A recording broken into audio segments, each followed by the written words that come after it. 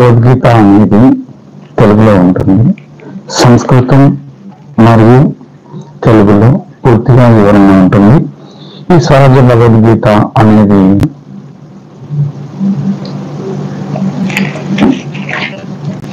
రచించిన వారు జగద్గురు బ్రహ్మశ్రీ వేదాంతం లక్ష్మణాచార్యులు, స్వరాజ్య ప్రచారకులు, కడప, ప్రొద్దుటూరు. ఈ గ్రంథం అరుదైనది. ఎందుకు అంటే ఈ గ్రంథంలో ప్రతి విషయము స్పెషల్గా ఉంటుంది. ధర్మక్షేత్రం అంటే ఏమిటి, సమంతక పంచకం అంటే ఏమిటి, దుర్యోధనుడు మనలో ఎక్కడ ఉన్నాడు, ఇవన్నీ వివరాలు ఉన్నాయి. అట్లాగనే అసలు పాండవ యుద్ధం జరిగిందా లేదా అనేది కూడా పూర్తిగా చదివితే అర్థమవుతుంది. కావున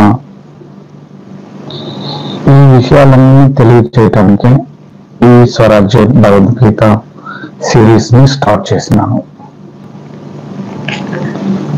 ఇంకా ఇందులో ఉన్న అరుదైన వాక్యాలన్నీ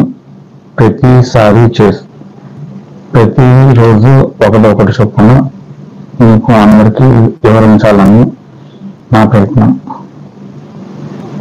ఈ స్వరాజ్య భగవద్గీత నాకు ఎలా వచ్చిందంటే మా తాతయ్య ద్వారా వచ్చింది. మా తాతయ్య పాపం నాగేశ్వరరావు. ఆయన 1980లోనే స్వరాజ్య భగవద్గీతను కొని తీసుకున్నారు. ఆ తర్వాత నుంచి చదివి పూర్తిగా అందరికీ ఎక్స్ప్లెయిన్ చేస్తూ ఉన్నారు. అప్పటి నుంచే మనలో దేవుడు ఎక్కడ, మనలో ఏమిటి, ఇవన్నిటికీ కారణాలు ఏమిటి అన్ని వివరంగా ఉన్నది. కావున ఈ సిరీస్ ని పూర్తిగా చూడగలిగితే మీకు కొంత అవగాహన వస్తుంటది. ఓకే,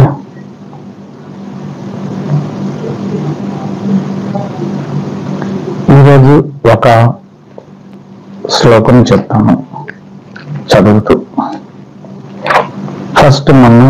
ఫస్ట్ శ్లోకం చెప్పినాను, ఇప్పుడు రెండవ శ్లోకం. సంజయ ఉవాచ దుష్ట్వంతు పాండవానుగ్యం పూజ్యం దుర్యోధనస్తత ఆచార్య ముస సంగమ్య రాజవచనమబ్రవీత్. ఇది రెండో వచనం.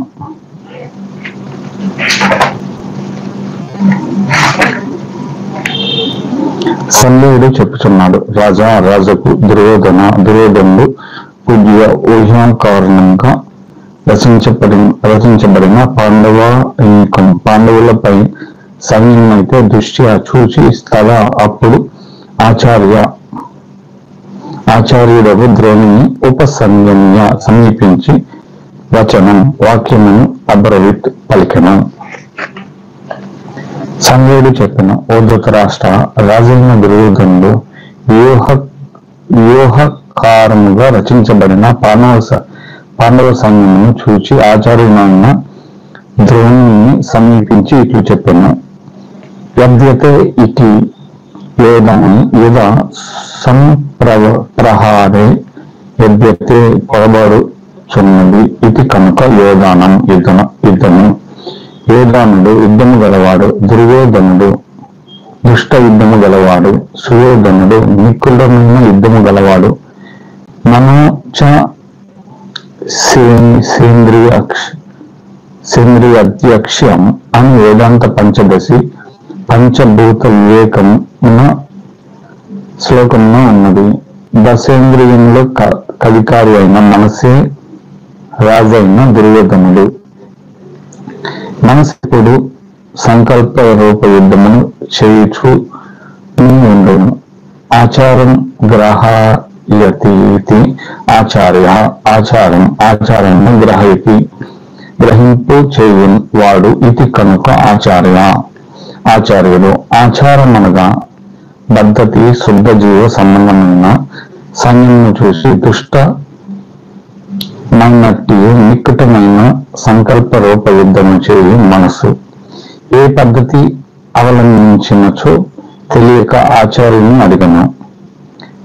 ద్రోణతీతి ద్రోణ కౌటిల్య ద్రోణతి వక్రించున్నది ఇది కనుక ద్రోణము.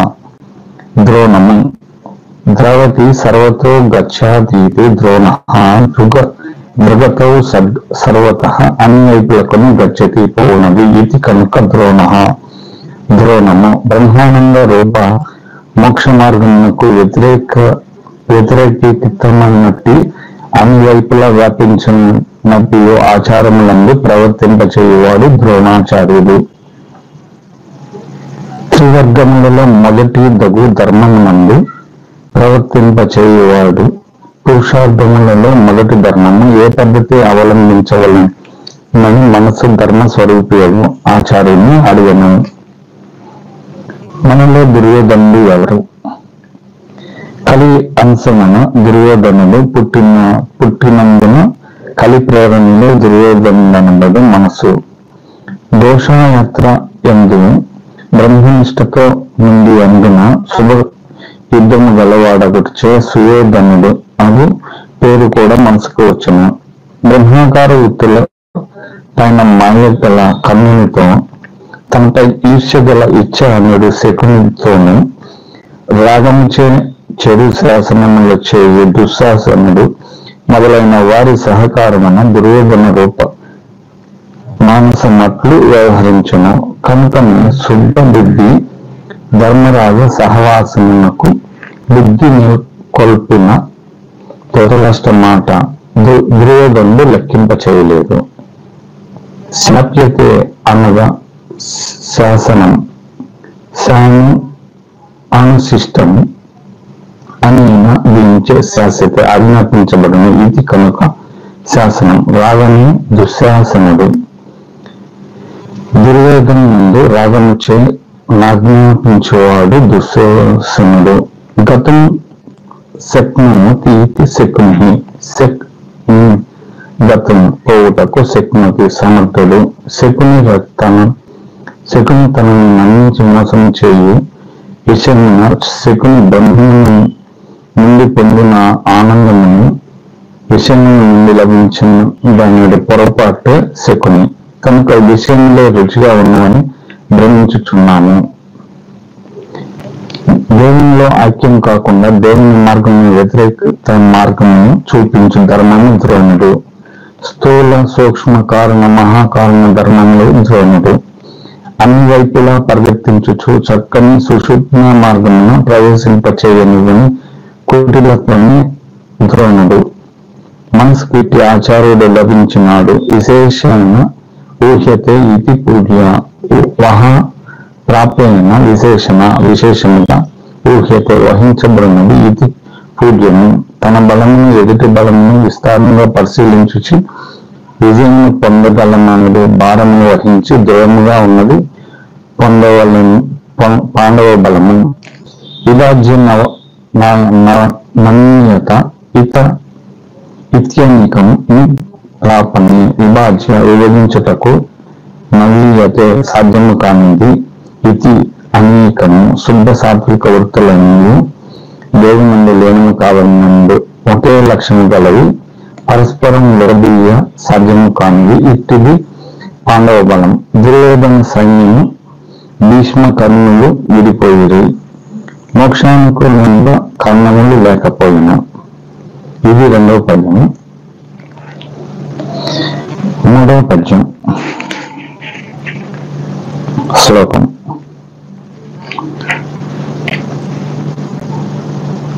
అశ్వైత తాను పాండుపుత్రాన మాచార్య మహతి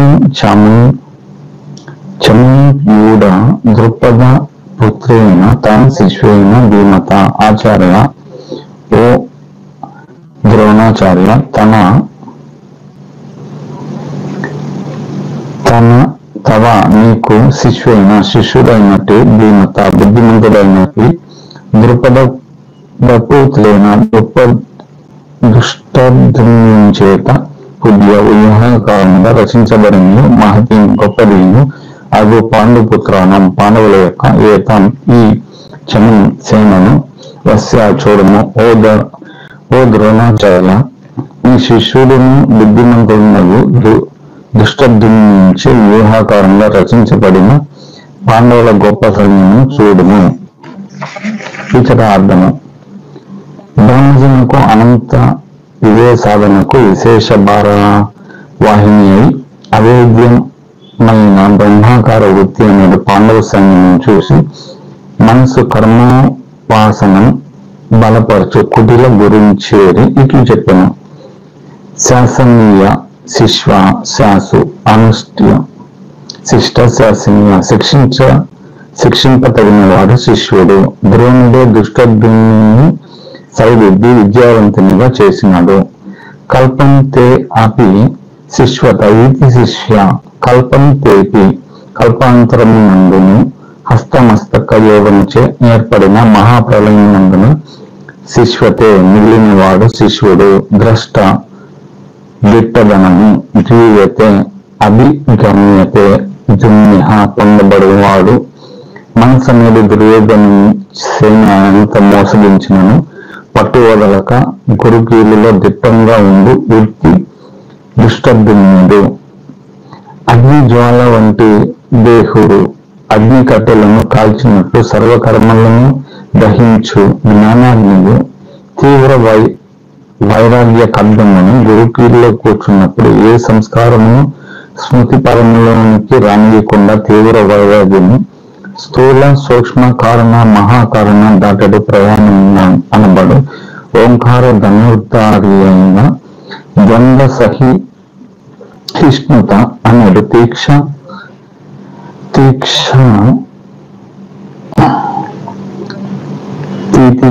కవచదారి కిరీయతే క్షిష్యత ఇది కిరీటం కువిక్షేపే భ్రువ ప్లేస్ మధ్య ద్వంద్వములందడు కనుబొమ్మల నడుము ప్రదేశమును సుషుప్నమందు కిరీయతే క్షిప్యతే పెట్టబడిన కిరీటము. ఇట్టి కిరీటధారి రమంతే అత్ర రమం క్రీడవ అత్ర ఇచట రమంతే క్రీడింతరు. రథము స్నేహం తత్వమసి అహం బ్రహ్మస్మి ఆ భావము రథము. ఇటు రథరూఢుడును పుట్టుకతోని ఖడ్గ చావ కవచ కిరీట రథములో అగ్ని వలె పుట్టిన జ్ఞానాగ్ని స్వరూపమును దేవునకు వక్రంగా బోధించు ద్రోణ సంహారమునకై జన్మించిన వాడును అవి దుష్టద్యుమ్నుడే పాండవ సేనాధిపతి. ఇట్టి దిట్ట క్షిపిరిని బుద్ధిమంతుడను మహ్యతే ఇతి మహతి మహాపూజానం మహ్యతే పూజించబడినది ఇతి మహతి. పూజనీయమైన పాండవ సేనను దుష్టద్యుమ్నుని నుంచి వ్యూహకారంగా రచించబడిన సేనను చూడమని దుర్యోధనుడే స్తుతించిన ముందున బ్రహ్మాకార వృత్తిలో పాండవ సైన్యమని స్పష్టమవుతున్నది. చూసినారా? ఈ రెండు పద్యములలోనూ చాలా వివరణ ఉన్నది. కావున ముఖ్యంగా ఏంటి తెలిసినది అంటే మనసు స్వరాజ్యం అంటే బ్రహ్మనిష్టము నుంచి మోక్షమునకు ప్రయత్నం. కావున స్వరాజ్యం సాధించవలన వాళ్ళందరికీ ఈ స్వరాజ్య భగవద్గీత కావున అందరికీ చూడవలను. ఓకే,